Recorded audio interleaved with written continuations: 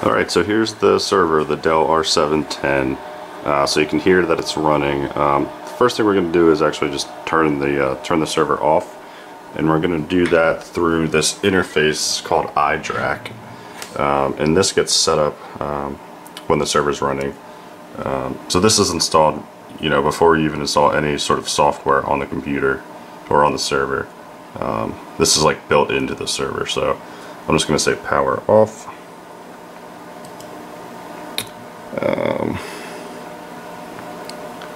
Okay, we should hear it turn off in a second. Okay,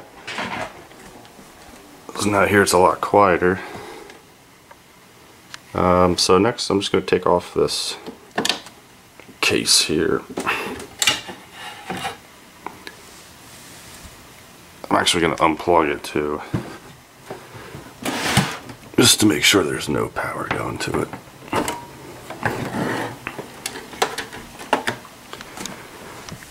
And I just want to show you the drives that we're working with. So if you just press these buttons, this will release it. So I know that these 4 drives here, they're called Sas Drives. They're basically drives that are made for servers. So these are each 300 gigabytes each. 300. And how I had been running my server, these were in a RAID, I think a RAID 5, maybe RAID 10 array. And this is where my virtual machines were actually installed, and this is where Proxmox was installed too. So that's what we're going to be doing. We're going to set this up in a RAID, and this is where we're going to install all the software. And I also have some extra drives in here just for data storage. So this one, Seagate 5 terabyte. This was actually a shucked drive from an external hard drive. I got this for like $89 at Costco. So this is where we're going to store all my media, my music. This is basically that Fran Archives folder. And this is just a random 1 terabyte drive that I had. I think it came from an old laptop. Actually, you can see it's much thinner. I think it's like 2.5. This is just another, storage device. So the important thing is these 4 we need to set up in a RAID, and then we need to make sure that we install Proxmox and all the virtual machines, on this RAID array. Alright, so I think that's what we'll do in the next video. Basically, the next thing we have to do is we have to download Proxmox and burn it to a bootable USB drive, and then stick it in the back here in the USB port, and then turn the server on. And there should be some instructions there to basically install Proxmox. So, alright, let's see you in the next video. Hey guys, I forgot. So before we download Proxmox and get that on USB drive, we need to just wipe these drives clean. So we need to make a new RAID array basically. So to do that, I'm just going to put all the drives back and start the computer up, or the server, and then get into the RAID controller and just wipe this clean. And I did just remember another thing. In order to get this 5 terabyte drive to work with this RAID controller, since this is like over 10 years old, the RAID controller wasn't recognizing this 5 terabyte drive at first. So I had to update the firmware. And the firmware, it hasn't been updated in years, so I just had to update this to the last firmware update that they ever did. So I'm going to also do that too. You may or may not need to do it. I mean, it depends if you have an H200 RAID controller, or if you don't have a 5 terabyte drive, it might not be an issue either. But it's always good to update to the newest firmware. So I'm gonna show you how to do that too. So right now I'm just going to turn on the server and get into that RAID controller and make a new RAID array. So I'm just going to turn it on. And I have a monitor with VGA input. I'm just going to put that in so we can see what's going on the server. And I'm also going to plug in this keyboard here.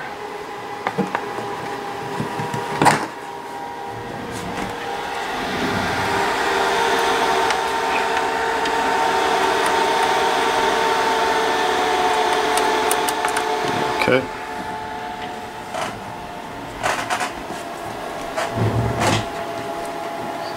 Usually takes a couple minutes to get up and running.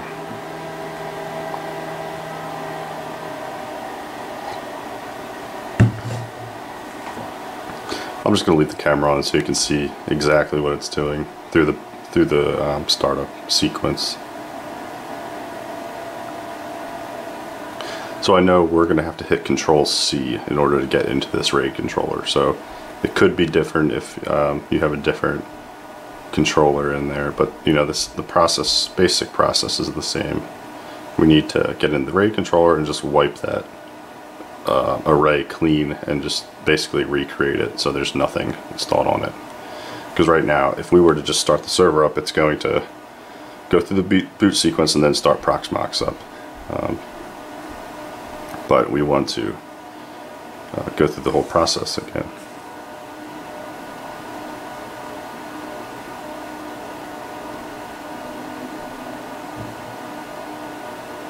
So we don't have to get into any of this BIOS stuff. Don't have to do that.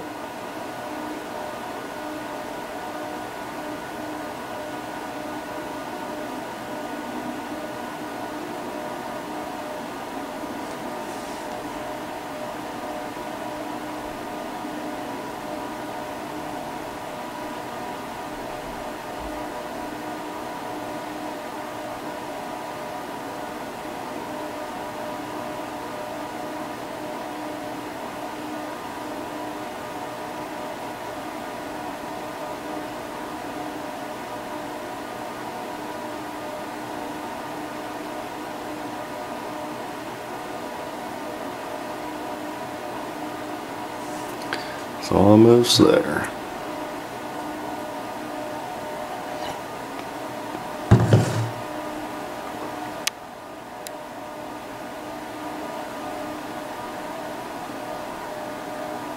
Okay, so I'm going to get ready to hit Control C. I'm just going to start hitting it now to see it's initiating that controller. Okay, I think I got it because it says it's initializing, but and if you actually listen to the drives, you hear them starting to spin up. I think they already all spun up, but you'll. Okay, there we go. Please wait, invoking SAS configuration utility. So if you have trouble getting into this, you just have to Google how to get into your RAID controller. Okay, so here's the RAID controller. It's a PERC H200 firmware version 7.15. So we're just going to hit enter to go into it. And then we're going to go into RAID properties and view existing volume. Okay, and you can see here we have there's only one RAID volume in here. See, it says volume 1 of 1. It's in RAID 10. The size is 557 gigabytes. So that's, and this is those three 300 SAS gigabyte drives. See, you know, and the reason it's only 557 gigabytes total is because it's in the RAID 10 configuration, which is better for backup and redundancy. You know, if one of these drives fails, we can just pop in another one. Whereas if we were in RAID 0, for example, we would lose everything. And that's happened to me before, so RAID 10 is what we're going to go with. So we're just going to click Manage Volume and Delete Volume. So now this is going to delete Proxmox, Plex, all that stuff I was showing you earlier, so let's just delete it. Delete volume, exit to adapter properties, yes. Okay. So you can see it's deleting the RAID volume. And that's it. We're done. We don't have any RAID. So now we need to basically recreate that. So we want to create a RAID 10 volume. So create a RAID 10 volume consisting of 4 to 10 disks. So I guess 4 is the minimum we need for RAID 10, so it's good that we have 4. Alright, so this is showing all the drives in there. So you can see these two outlier ones, 0 and 4. Those are the 5 terabyte and the 1 terabyte random drives I had, and these Seagate ones are the 4 that we need to make the array, RAID array from. So I think we just hit space maybe to select it. No. Let's go back. Plus? Maybe just enter. No. One sec, I'm trying to do this with my left hand. I thought it was just space. Maybe you have to do this. Yeah, there we go. So you have to be over this column and hit space. So yes, yes, yes, and yes. Okay. So now we have, just double check those 4 Seagates are selected. RAID 10, yep, and you see it shows up as 557 again, which is what it was before. So I feel confident that this is going to work. So if we hit C to create volume, so I'm just going to hit C, and it says create and save new volume. Yes, so we want to save changes, then exit this menu. Okay, so it's creating the RAID volume. I hear some spinning of the disks right now. Alright, so I think that is all created. Let's just go in here. So yeah, so we have the view existing volume interface now, and it should look exactly the same as it does before. So I've never seen task 0% initialized. That's interesting. I don't know if it's still doing something because it's so new. It could be. So I'm just going to escape this. And just exit the configuration utility and reboot. And I'm just going to let it boot and see where it takes us. It should just leave us at like a blank interface.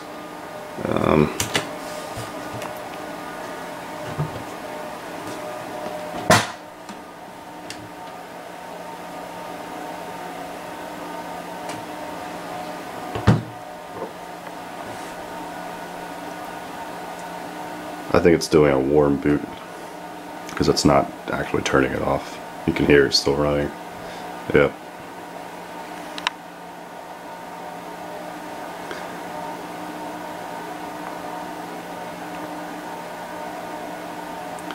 So now we have like basically the hard drive set up so we can install Proxmox on it. But before we do that, I want to go through the process of updating the firmware. And even though I know I have the most up-to-date firmware, I want to show you how to do it, because it took me forever to find this piece of firmware. Like, it was confusing to find where it was on the internet. There were a lot of conflicting things that I found, but I did find, you know, an ISO file that worked.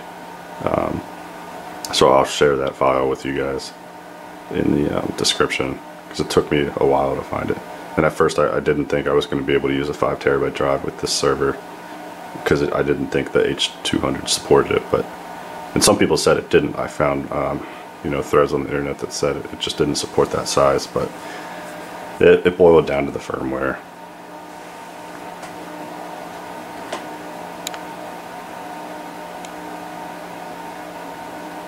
Alright, so I'm going to cut the video and just I'm going to let this boot up, and then I'll turn it back on. Okay guys, so I let it boot. It took about 5 minutes, and this is what we're seeing. So it says no boot device available. Current boot mode is set to BIOS. So basically it doesn't know what to do. There's an empty RAID array. It doesn't know what to do. So this is what I would expect to see after you know, created a brand new RAID array and there's nothing else on the server. So this is good. What I'm going to do now is restart the computer again, and I'm going to download that firmware update, which is an ISO file, and create a bootable USB stick out of it, put the USB stick in the server, and then start the server. And then we'll update the firmware and probably have to restart the server again. And then we're ready to install Proxmox.